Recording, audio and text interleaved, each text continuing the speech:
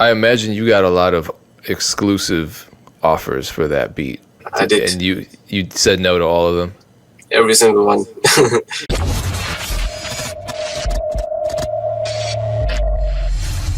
Let's be honest, you're not gonna find these videos anywhere else. Why? Because I make them. So it would really help me out if you subscribe. If you've already subscribed, what also really helps is if you like the video and leave a comment. It's hard in the era of clickbait videos on YouTube and negativity in the producer community, and I appreciate your support. Thank you so much. How long did it take for you to make music your primary and only job? So after school, so I was making it whilst I was in high school. Basically, I was making it, but I didn't see it as a full-time like job at the time because I wasn't making that many sales and whatnot. So I was still just I was still doing my education. After high school, I went and got a job at the age of 16. And then as I was working, I was still uploading beats on a regular. So I was uploading beats, I think, like once a week as I was working. And then after my first year of working, I came to my second year. So I was doing something called an apprenticeship. It's like an internship sort of thing. And then after my first year of doing this apprenticeship, I told myself, like, even my colleagues, I was telling them, like, look, this is gonna be my last year at work. I'm gonna make sure I blow in this music thing. I'm gonna make sure I kill it on YouTube, And then, like, yeah, in my second year of my apprenticeship, that's when that was around 2016 as well. Like YouTube really started picking up. I went from like probably 2,000-3,000 subscribers to all of a sudden I'm getting 10,000 subscribers every month. And as that was building up, I was still working, seeing where it's going. And then, yeah, man, it just came to a point. It was just growing on a big scale. And then I just thought, you know what? I think it's just time to leave work and just put all my focus into music, into beats. And then, yeah, man, literally around 2016, that's when it became my full-time job, just making beats. And at that time, I was like 18 years old. Damn, that's young. So what do you attribute that sudden rise in momentum and engagement on your YouTube channel to?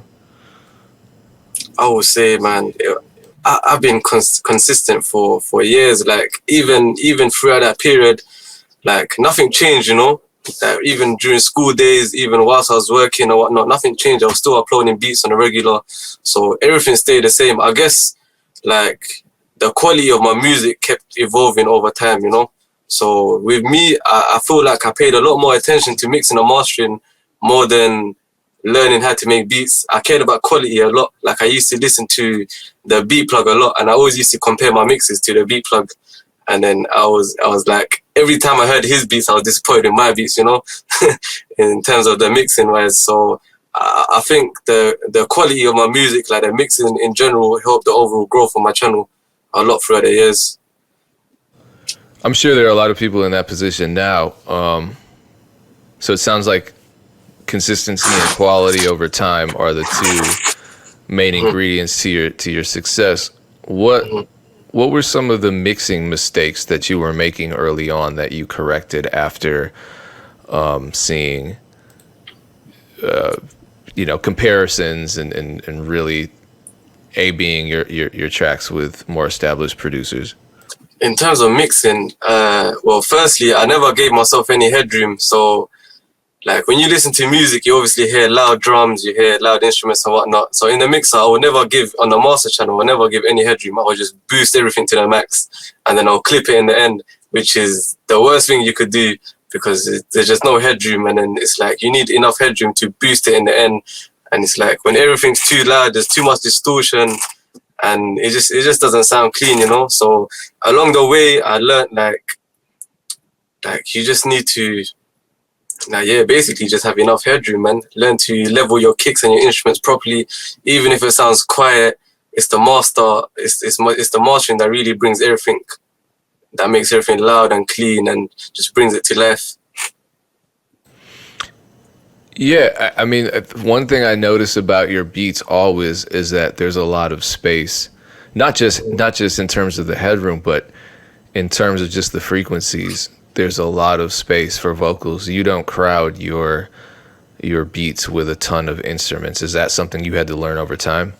Yeah, definitely. Because if you, even on my old beats, I used to have a lot of melodies going on. So even like now I realize you need that one main melody that stands out from the rest. But before, back in the days, I just used to have too many melodies going on. So there wasn't enough space for the artist. It's just too much. It's nice listening to it as a beat, but when you're trying to spit on it as an artist, there's just no space for them, you know.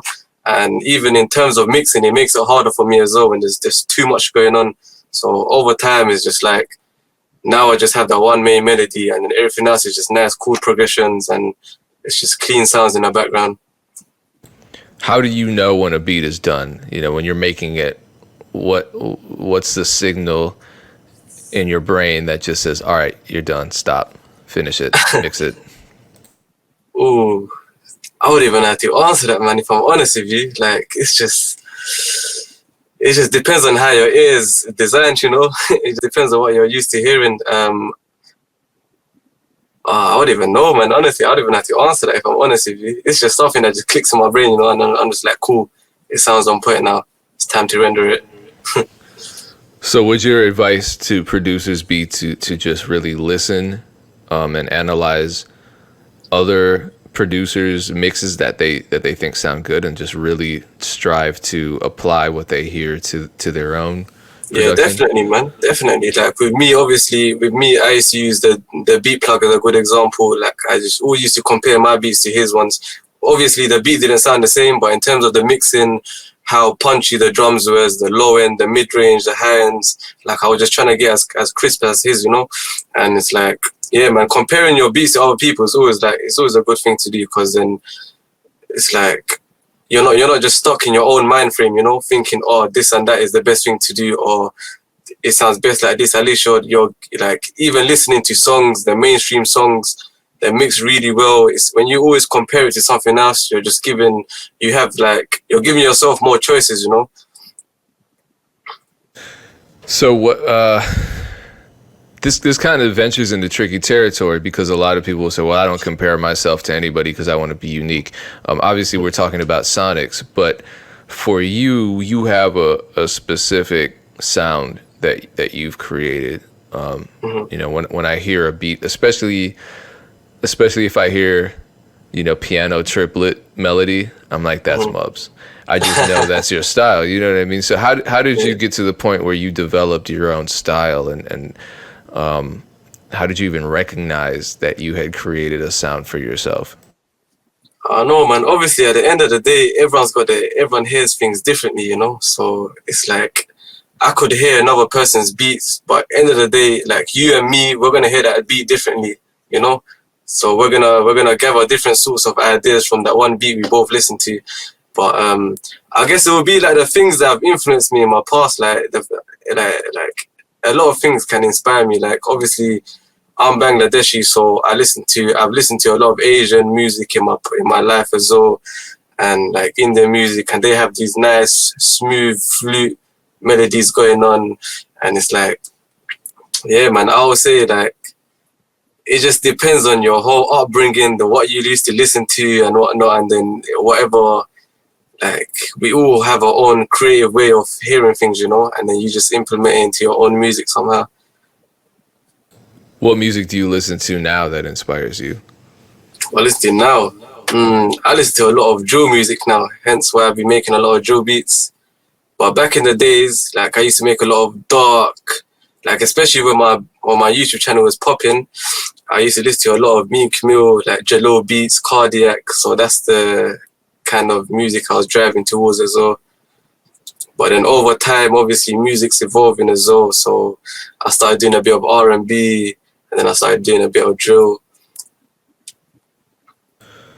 Yeah, so let's talk about your YouTube channel. What was happening 4 years ago when you had 11 beats go viral? I mean, you had 11 beats exceed 1 million views on YouTube all in 1 year. Yeah. What was going on? What happened? That's amazing. Yeah, man, it was good, man. You see, back then, yeah, YouTube was really different compared to the way it is now. Right now, I think when you watch a video on YouTube, even if you're listening to a beat, on the recommendations, they will show anything like, oh, this is the world's fastest car, or how this and that is made. They don't really show you another beat anymore. But back then, it's like when I had one beat going off and I saw it was doing really well, and this is something a lot of people didn't know, but when I had a playlist, I turned it into a series playlist. And then I used to arrange the beats where, so that one beat that was getting like 1 million streams, it will automatically go to my next beat. Even if it's a new beat, all of the views from that beat that's getting 1 million streams is driving straight to this new beat. And I just kept doing that to every upload. So literally, like in 1 month, I was getting 1 million views on 4 beats. Each beat had 1 million views, all because I had the series playlist, and I was just linking each beat to one another, and then somehow all of them just started getting views, and that's how my channel started gaining a lot of traction. Is that something you can do today, or did YouTube change that? Nah, I don't think you can do it today. No way, because YouTube, the whole algorithm has completely changed. It's completely shifted to a new direction. It's not the same as it was before. Back then, like, it was easy to get views. Like, I remember when my channel, like, there was a lot of channels that was doing really well. Like, my channel was a channel called beatstars as well, and Cash Money APs, Young Tego. There's a lot of channels that are doing good. And then all of a sudden, when YouTube changed the algorithm, like, my stats, it dropped like crazy. My channel, Cash Money APs, Young Tego, everyone just started dropping views like crazy. Even big channels like PewDiePie, and their channel dropped by like 50%, the views and the subscribers. It was crazy. But now slowly everything's like adjusting to this new algorithm, and you know, you just gotta somehow make your videos a lot more engaging to get views now. Yeah, it's interesting because it has changed so much, and then also it seems like there's a new producer that emerges every year and just blows up on YouTube. So I don't know, how has the algorithm changed? I'm still trying to figure it out. I think that the algorithm now is just whoever watches your video for the longest period of time, that's what makes your video pop off. Like if your video is like, if people watch your videos and they click off after 30 seconds, that's telling YouTube, all right, they don't like this video, let's not recommend it to other people. Whereas before, the more clicks you got, the more they'll recommend it to other channels. So now it's just a matter of how you're going to engage viewers to stay in until the end of the video. So I see people these days, they're making like music videos for the beats, and it's helping the channel, because when it's a music video, you're going to watch to the end. You know, it's interesting. Every part is changing. Whereas even like my videos now, it's just one video with an audio spectrum or visualizer surrounding it. Like, it's not that interesting, you know? Like, it looks nice and whatnot, but it wouldn't want to make, unless the beat sounds sick, it wouldn't want to make them stay until the end. Whereas there's some people, even if the beat doesn't sound that great, the video looks amazing. So they're going to stay to the end of the video. And that helps the channel and the overall channel and the video perform better. Are you planning on changing your YouTube strategy and creating more long form videos, I guess, or more visually dynamic videos? Definitely. I'm going to start making basically music videos for my beats. And it's very time consuming as well. So I'm not going to do it every time, but I'm going to do it to a point where it's like at least once a week or so, you know, so the audience have something different to watch every week, you know. And then besides those one music videos I'm going to upload every week, I'm going to have those normal videos as well. So it's like a bit of everything. Your YouTube strategy has changed a lot over the years. I was looking at your channel and just kind of going way back and seeing how things have changed. What are some ways that you've consciously changed your YouTube strategy that has worked or that hasn't worked? The things that have worked is obviously the main things about a YouTube video. If you really want your YouTube video to do good, or your overall channel, is just your keywords, your description, your thumbnail is really important. I would say they're the main things, to be honest. Like, even like SEO is really important. Search engine optimization, that's really important, because there's some channels they will put like I don't know, Drake type beat and the name, but I just feel like that's not enough, you know. Like, I feel like you need to do a lot more than that, as in little things like adding Drake type beat 2021. Just that one extra keyword is just widening your search, you know, you're widening your audience. So stuff like that. And then it's like, yeah, man, keywords and just trying to follow the trends as well. So having tools like TubeBuddy, with these tools you can see certain keywords are trending, and if you can run with the times, your channel will do good as well. But the main thing is, I would say, you should always keep an eye out on your analytics and see which keyword is doing good for your channel. Because if a keyword does good on another person's channel, it doesn't mean it will do well for yours. You have to see what's doing good for your channel. So with my channel right now, I can see R&B drill beats is doing really well. But when I upload a trap beat, for example, it doesn't do as good as an R&B drill beat. So on my YouTube channel, it's like, once you found out what the audience wants, you should just drive towards that and then keep pushing towards what they want. And then on your BeatStars page, that's where you can upload all the beats you want, you know. But on your YouTube channel, because there's like a specific audience that's coming back to your channel every time, you should just give them what they want to see, you know. So right now for me, it's R&B drill beats or drill beats in general. So I just keep uploading drill beats now, and I upload the odd trap beat here and there as well. Yeah, that's it's interesting. Have you considered creating a separate channel to upload other styles of beats? You know what, yeah, I have considered it, but I thought it's just too much effort, man. Really and truly, it's just too much effort. Like, I'm making a whole channel starting from scratch when I've got a whole channel that's got 280,000 subscribers.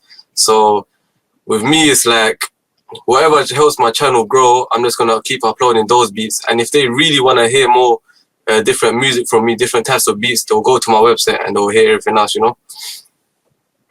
Yeah, I know.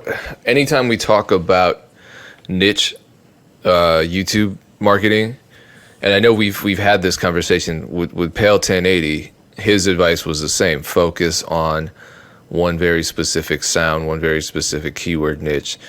Mm-hmm. And a lot of people didn't like hearing that, and I understand why. And some people said, well, DJ Payne 1 doesn't do that. And I'm like, yeah, don't look at my channel as a good example of what to do on YouTube. I please don't. But yeah, it can be frustrating for a producer that wants to create a lot of different styles. I would say like at the start, if you're a new producer, that's when it's like you have all the freedom to experiment, upload different types of beats, and then do whatever you gotta do just to see what works best for your channel. And then once you reach a point where you've uploaded like quite a few videos, then it's like, and like you've earned a certain amount of subscribers, then it's like, at that point you should just go into your analytics and see what your people are interested in. Because end of the day, it's not about what we want, you know, it's about what the people want. You know, obviously we like creating certain types of music that we want people to hear, but I mean, if you're not driving towards what the audience wants, they're not gonna hear what you want them to hear, you know. So, and your channel's not gonna grow if you just keep experimenting for the rest of your life, you know. It's like you just need to just experiment at the start, and once you reach a good stage in your channel, look into your analytics, see what the audience are listening to the most. So just like mine is R&B drill beats, and now I'm just gonna continue uploading R&B drill beats. And then there's nothing wrong in uploading different types of beats here and there, cause you don't wanna be that boring guy that's always uploading the same stuff, you know. You wanna obviously spice up a little bit with other different types of beats, but it's like majority of your beats should be what the audience wanna hear, you know.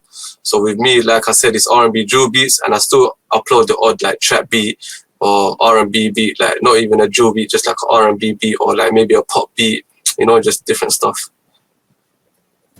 So back to your keyword strategy, how do you figure out which keywords to use in your beat titles? So for example, R&B drill beat, what kind of research did you do to determine that that's a good keyword for you to use? With me, I just looked at what I did in the past as well. So I saw what worked for me in the past. So I used to use the word wavy quite a lot in my past beats as well. And then I had a beat called Mastermind that I made with my boy Maestro Music. And then that beat is performing the best out of all my videos so far. And then that one's hard drill instrumental. Obviously that keyword won't work for everyone, but it works for my channel, you know. So with that is like, so now all of my drill beats will have hard drill instrumental, or all of my R&B beats will be wavy R&B drill instrumental. It will somehow have that drill instrumental keyword in there, you know. And then obviously along the way, I saw R&B drill beats is performing better than my dark ones, so I just started uploading more R&B ones.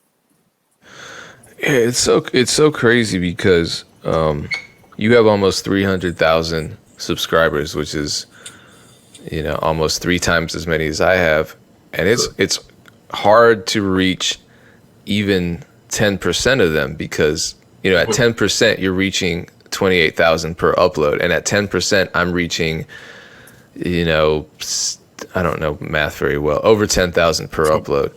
Mm-hmm. And that's just not happening. So the algorithm really has changed. No, it has changed a lot. It's not working out in our favor anymore, the producer's favor anymore. Because before, obviously, like I said, it was down to clicks. Whoever clicks on your video the most, and YouTube will recommend it to anyone and everyone. But now it's just a matter of what videos people are watching, you know. So even me, when I'm listening to beats, my recommendations, I'm not even getting more beats. I'm just getting completely random videos now. Yeah, I've been getting recommendations for things that I absolutely would never want to see in my life. Yeah, exactly. Weird. But, you know, at the same time, though, I'm seeing emerging producers just explode over a period of, you know, 6 months, like the O Boys and people like him. But it, you know, at the same time, too, I don't know. It's all over the place. I feel like the algorithm will give you temporary success, but it doesn't last as long as maybe it did 10 years ago. Yeah, exactly. I feel like this whole YouTube game is like a hit and miss sort of thing now. Like, once you get it, you're living life, you know? Like, it's going to go good for you, especially with the new algorithm. Once YouTube picks up on your channel, it's going to last for a really long time. But really and truly, I think this whole YouTube game is just a hit and miss at the moment. So speaking of hit and miss, Persis Music wants to know what your thoughts are on uploading beats to Instagram or TikTok. I think it's fine. Like, I literally made a new Instagram page the other day called Beats by Mubz, and I started uploading my beats there. But I can't really tell you how well it's doing, because I only made it like a few weeks ago and I only got 2 beats on it so far. But I mean, the more you post it on these different platforms, the more better it is for you, and, you know, the more recognition you're getting. So there's nothing wrong with it. It's good to try, you know. I heard the YouTube Reels are doing really well for people as well, because obviously you see these short videos, everyone just scrolls, continuously keep scrolling, and they come across different videos. So it's like, I would say it's a good market to get into, like TikTok especially, because TikTok seems to be doing really well for people. People are killing it on TikTok. They're getting so many views these days. Like, it's crazy. Yeah, I gotta start using Reels. I started using TikTok, and it's funny because, you know, I'm starting from zero, and I'm used to having a fair amount of followers and a fair amount of engagement, and now on TikTok, I'm like, I got 800 views on this beat. This is amazing. It's like, it's exciting again. But if this were YouTube, I'd be like, 800 views, man, this is terrible. Yeah, exactly. It's funny. Okay, back to YouTube, and I really want to talk about this. I said I would. Your beat entitled "The Hood" has more than 10 million YouTube plays. And the BeatStars numbers for that beat are crazy too. That beat is also still ranking for a fair amount of keywords. So I imagine that it's continuing to get plays every single day. Yep. Why do you think that beat became so incredibly popular? So obviously, as I said back then, I had like a YouTube series playlist. So when I was getting millions of views on other videos, I would drive it all to this beat as well. And with that beat, it's like, I just felt a certain way with that beat as well. I remember telling my boys, like, yo, this is probably one of my hardest beats. It's gonna do sick. Like, this is before I even uploaded it. So I don't know, man. I guess that beat just sounds good. It sounds really good, and it's like the way I drove traction to it as well, you know, with all my other beats. I guess that's why it's performing the best. And other than me driving engagement to it through my other videos, I would say it's just a good beat in general as well. That's why it's just performing good as well. And also, plus, a lot of artists have used the beat as well, and they've made like, it's got over 10 million plus streams. So maybe people that use the beat because of their track, it boosted the video views as well in some way. Who were some of the people that used that track? So there was this one guy that made a track to his beat, but what he did, he got his producer to remake the beat, and that beat ended up getting like 100 million views plus. But then a lot of people will somehow come back to my beat and they'll be like, raw, like it sounds like this beat. And then it did help get views for my beat, but obviously it wasn't my beat though. You know what I'm trying to say? But it is that track that the guy made. It sounded very similar to my beat. How did that beat change your life? Because 10 million views, that's transformative. Mm-hmm. It is. Obviously, it generated a lot of sales, you know, and it's like that beat alone, like I got a hell load of subscribers from that one beat. So it was good, man. It was good. And obviously, like I said, with the YouTube series playlist, with that beat, I was able to get a lot of views for all my other beats. So they might have not got 1 million streams, but they got a lot of my beats got 100,000 plus streams due to that one beat there. So that it helped me generate sales for other beats as well as that one as well. I imagine you got a lot of exclusive offers for that beat. Yeah, I did. And you said no to all of them? Every single one. Because obviously I had offers for like $1,000 or maybe $2,000, but it just wasn't worth it, you know, especially with the streams I was getting and the lease sales I was getting.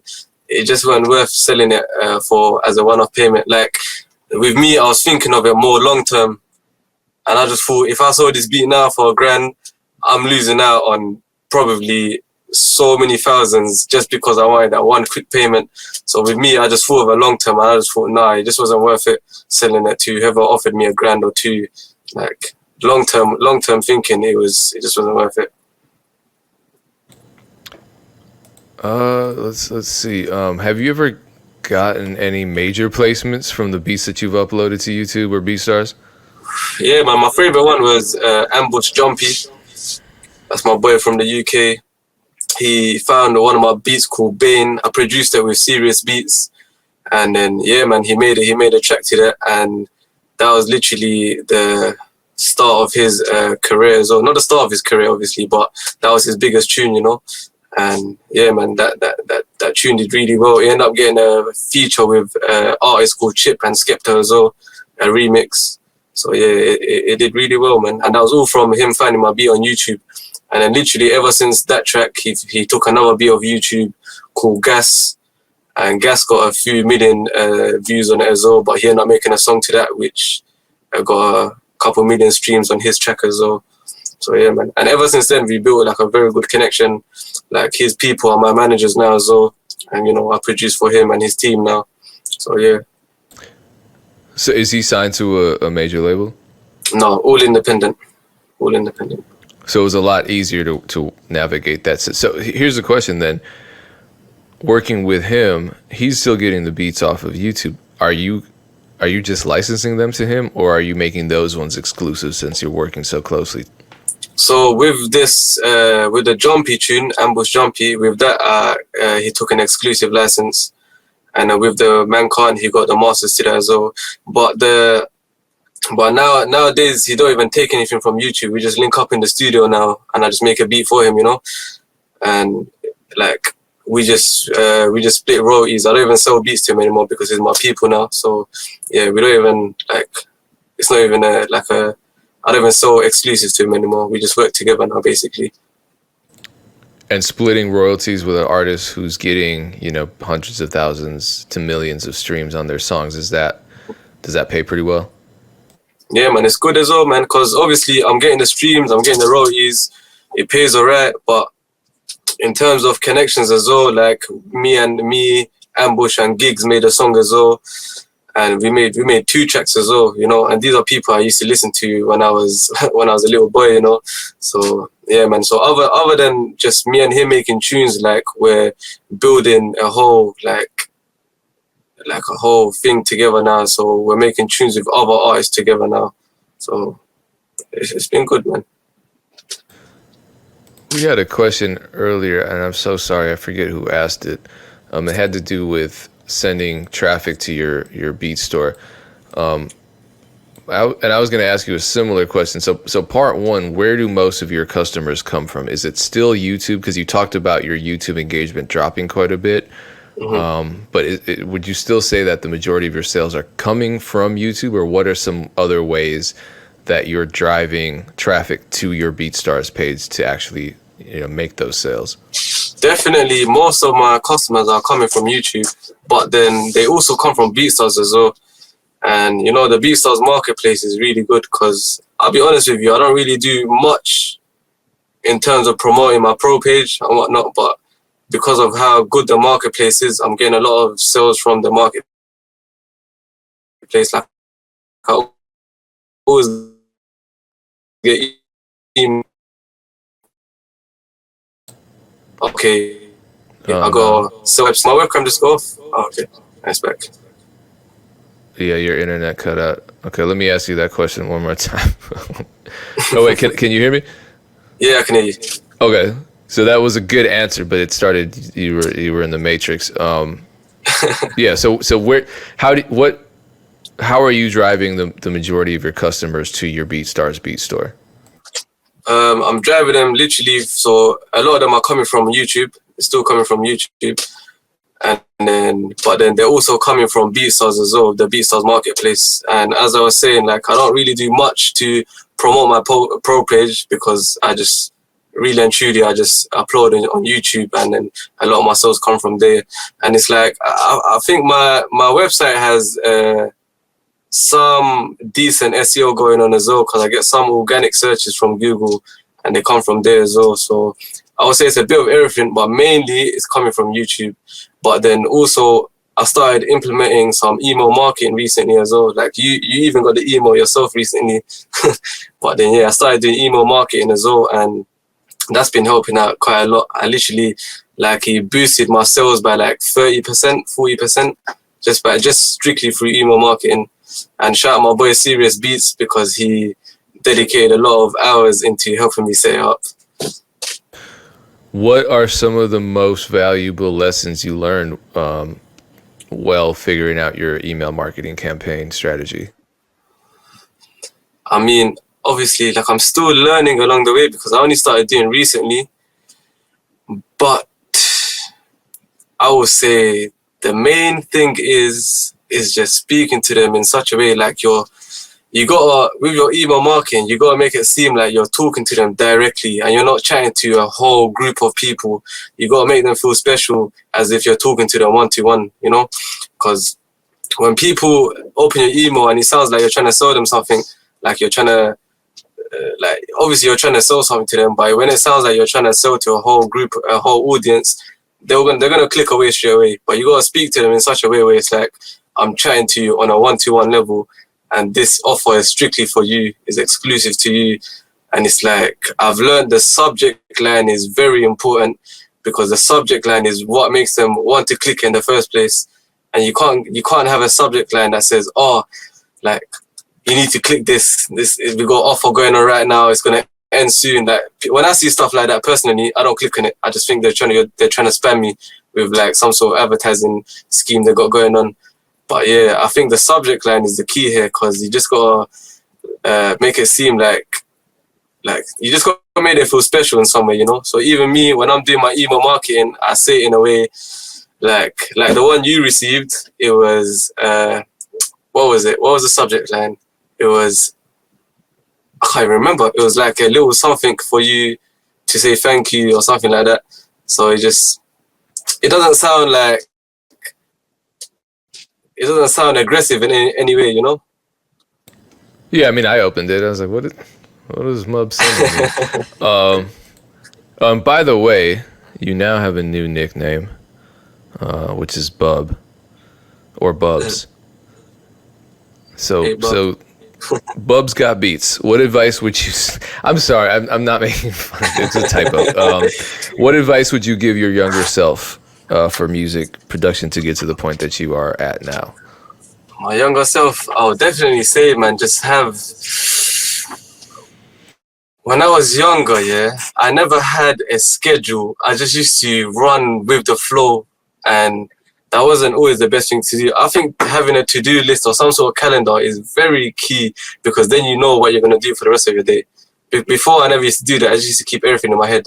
But then by doing that, you're gonna tell yourself, "Oh, I need to do this. I'm gonna remember." Next thing you know, you forgot what you were meant to do. So I would say, my younger self, I would definitely, like, I would just tell myself I need a calendar, have everything in place, like my whole week, have it planned out, and then yeah, man, just run with that. Like, just don't rely on yourself to remember everything that you need to do, because you're not gonna remember. Like, it's just us. It's just as natural as us humans. We're not gonna remember everything we need to do. We're gonna forget things. Even if we tell ourselves in the moment we're gonna remember something, we're gonna forget it. So it's like, have a schedule, have a good clean schedule that's gonna keep you productive and that's gonna help your workflow. Yeah, what does a typical day look like for you? With me, so it's like, I would say it's just like making beats. In the morning, I would like responding to emails. Obviously, other than stuff like reading books and whatnot as well, I would say responding to emails, making beats, and then I would do a lot of research as well, like research on marketing, research on stuff like funnels, research on email marketing now. So just because I got into that recently, I'm doing a lot more research on email marketing, research on mixing. Even though I'm in a position where I feel like I can make a good beat, I still go out of my way to learn how to make certain melodies and learn different effects I could apply to my beat, different mixing and mastering skills. I listen to a lot of like engineers' interviews and see how they mix beats, see how they move with their workflow. So yeah, it's a lot of, like, I would say research is really important, because at the end of the day, gaining knowledge is always the best thing to move forward with your career. Oh yeah, definitely. So I know we talked about your email list a lot, but you alluded to some other marketing strategies. Do you use other forms of marketing regularly to increase your sales? So I've tried Facebook, and I don't do it on a regular, Facebook marketing, but I do use it. And I actually watched your video on warm and cold audiences, and that's what really helped me start my Facebook marketing. So yeah, I was watching that, and ever since I watched your video, I tried it, and I generated a few sales from it. Like, even if I invested like $1-2 a day, I would end up making like a quick lead sale for $30. So it does help. Like Facebook and Instagram marketing. And other than Facebook and Instagram, I do YouTube ads as well. But the thing is, with YouTube, you can't really track how, if you're making any sales or not.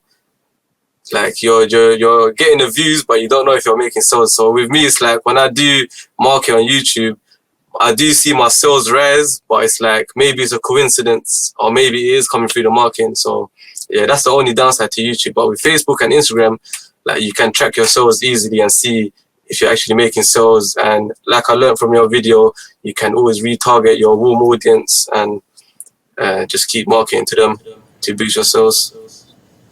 Yeah, shout out to Mike Trampy for doing that. And he actually came back on, and he talked about his strategies for low cost YouTube ads. So when you run YouTube ads, how are you targeting your audience? Are you placing your ad on similar channels? Are you targeting specific videos or specific keywords? With me, from when I was marketing, I realized keywords work the best. Because when I was, I tried, the I think they're called in-stream adverts, where it plays over the video, like the 5-second advert, and then you can skip it. I realized that didn't really work too well for me. So keywords was definitely the best. And plus, when you're marketing with keywords, it helps your video perform better as well. Because end of the day, your title could be Meek Mill type beat, for example, and now your advert has Meek Mill type beat. That's the advert. So overall, it's just doing good for your video. Like, it's just showing YouTube, like, yeah, this video works well with this keyword. Let's put it higher in the rankings. Okay. Yeah, that's interesting. YouTube advertisements are still kind of an enigma to me. I don't fully. I mean, YouTube, period, is just mysterious. Yeah. You have a good amount of followers on BeatStars, actually. So you're talking about the marketplace and how BeatStars is actually a good source of sales in and of itself. What strategies did you use, if any, to build up your? How many followers do you have on BeatStars right now? Like 40, 50,000? Yeah, I got like 41,000, I believe. Yeah. How did you build those 41,000 followers? I mean, I'm sure a lot of it come from YouTube as well. Like a lot of it, because end of the day, they're going to my BeatStars page to buy beats. So I'm sure YouTube definitely boosted though. And I think obviously because people are coming from YouTube, it helps the SEO on BeatStars itself as well. So my beats probably show up on search results better. But then what helps a lot is reposting your own beats. I think that helps a lot. So even if you've uploaded a beat, and if you've got a beat that's doing really well, it helps a lot just to continuously repost it to your followers, and then it will just help. It will help boost the streams. It will help boost the likes, and it's like people that might not have seen that beat before, even if it's an old beat, it's completely new to them now, simply because you reposted it. So I would say reposting beats has definitely boosted my followers a lot, just by reposting. Another thing I noticed about your BeatStars page is you create a lot of playlists. And so, for example, your drill type beats playlist is pretty popular. Does that help you sell more beats? I wouldn't know, if I'm honest with you, man. I wouldn't really know, to be honest, because I don't know if it's coming from the playlist. I don't know if it's coming from somewhere else, you know. But it definitely does help. It does help the streams, because end of the day, it's a playlist, and if people like drill beats, they're gonna run through the whole playlist. You know what I'm trying to say? So I'm sure it does help. So why do dancehall artists like to make diss records to your beats? Huh? Why do dancehall artists like to make diss records to your beats? So Pencil Lunatic diss Not Nice on one of your beats, Urban diss Idonia on one of your beats. And I remember I sent them to you because I'm just listening. You know, I listen to dancehall all the time, and I just keep hearing your tag come up, but it's always in records where they're warring somebody. Have you talked to any of these people about this, or is this just random YouTube stuff? Nah, this is just random YouTube stuff. I didn't even know that was going on. That's funny. Yeah, it's happening. Some of those songs have a lot of views, actually. Yeah, you gotta send them to me, man. Yeah, hundreds of thousands on YouTube. I guess that's a good question. So, are you monetizing other artists' YouTube channels when they use your beats and they're getting a lot of views, and how are you doing that? Yeah, so right now I'm part of an MCN. So that's called multi-channel network. So with YouTube, you can either just be with YouTube directly, or you could join an MCN. And MCNs, they help a lot because they're giving you better adverts, which generate better, more. It creates more revenue for you as well. Because obviously with YouTube, they can place any sort of advert. It could be some boring advert, that won't really get a good click-through rate. But when you join an MCM, they're gonna try to put the most premium adverts they can on the channel. But then, yeah, when artists use my beats, my MCN also, they have a content ID system. So when someone uses my beats, it automatically puts a claim on their video. And the only way I'll release it for them is if they buy the correct license, and then I'll release the claim. If not, I'm gonna end up if they don't buy a lease, my MCN is gonna put a claim on it, and I end up taking all the profits they make from that video. So, and it has happened in the past. So someone's made like a remix video, they didn't buy a lease.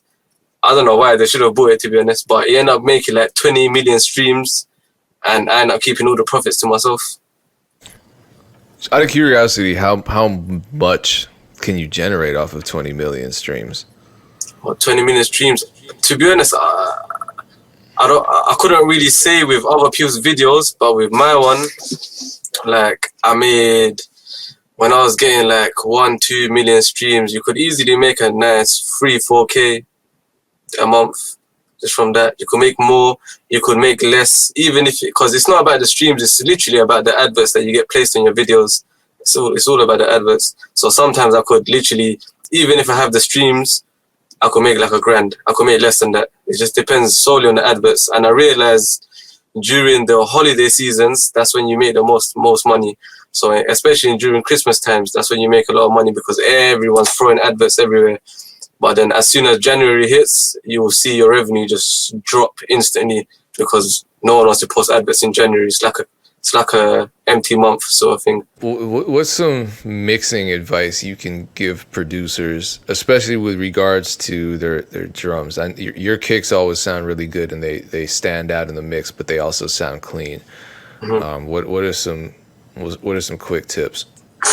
Quick tips, I would say, man, what changed the game for me was leveling. Leveling has been key. So you always want your drums to be louder than your instruments, always. And it doesn't mean, like, don't exaggerate it, boosting your kicks when it's clipping and whatnot. You want it to be at a nice level.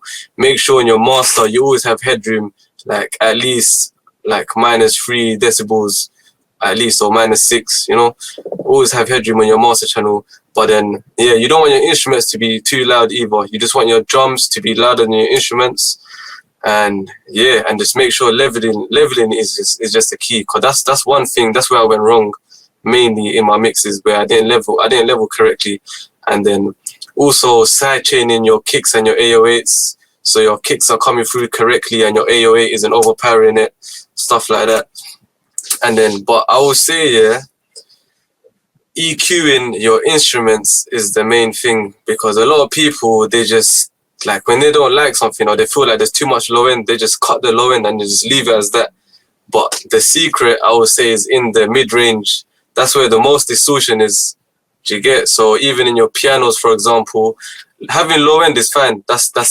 More time, that's not, the low end is not even the issue. It's more time, the issue sits on the mid-range. So just by cutting the mid-range, you will notice like a big difference. It will end up sounding a lot more brighter throughout the whole mix.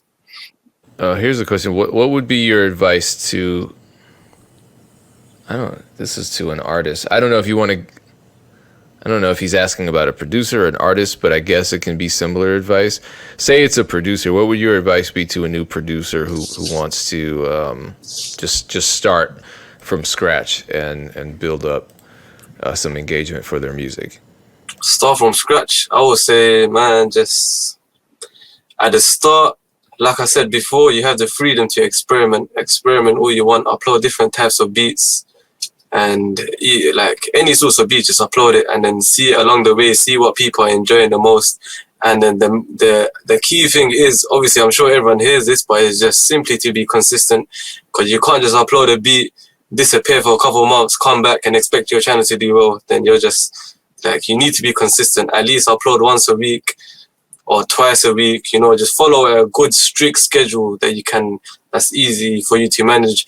And like with the YouTube algorithm as well, it works well when you're uploading a beat at a certain date, at a certain time, every time you upload. So with me, I tend to upload like, I don't know, Tuesdays and Fridays. Sometimes I might change it, but I always stick to it for a long period of time. And I would always upload at the same time. So with me, UK time, I would upload at like 7 p.m., 8 p.m., and I would stick to that for a long time. So even though my channel was popping off around 2016, 17, I was always uploading like 6 p.m. Every upload was at 6 p.m. And I guess that's what helped the YouTube algorithm a lot, because they were seeing, all right, cool, he's going to upload at this time. Every single time he uploads, he's going to upload at this time. I don't know how exactly it works, but I know it does definitely play a big part. Okay, this will be the last question. It's a good question about mastering beats. Do you always master your beats, or do you just have a proper mix? And then I guess my question would be, to follow up, how do you master your beats so that there's still headroom and so you're not, crowding out the artist? Well, so yeah, I do master my beats. Every single beat I master it, every single beat. But obviously, the main thing is the mix. The mix, I always have headroom. I always have at least -3 decibels headroom every beat, and then in the end I'll master it. But I only master it only simply for listening purposes, just so people can hear the beat the way I want them to hear it. And then when someone buys a beat, they can get the mixed version only. They won't get the mastered version.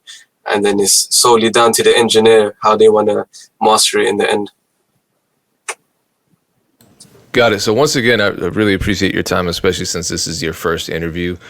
So thanks for giving us all an exclusive. How do people follow you? How do they check you out? I know you have a new Instagram page, and you have YouTube. How do you want people to follow you? What's the best way? Yeah, man. So I'm on YouTube. You can search me up. Mubz Got Beats on YouTube. I even got a second channel, Mubz Got Beats TV, where I do live streams. I make beats and whatnot over there. I'm gonna start uploading tutorials there as well. I got Instagram, Mubz Got Beats as well. My second Instagram page, just solely for beat uploads, is Beats by Mubz. And yeah, man, I'm on Facebook as well, Mubz Got Beats. I'm not on Twitter anymore, so yeah, I got TikTok as well, even though I don't really have anything on TikTok, but that's also Mubz Got Beats. I'm on SoundCloud, Mubz Got Beats. If you want to check out my website, it's mubzbeats.com. And yeah, man, I even uploaded a beat just before I jumped on this live on my YouTube channel. So if you want to check that out as well,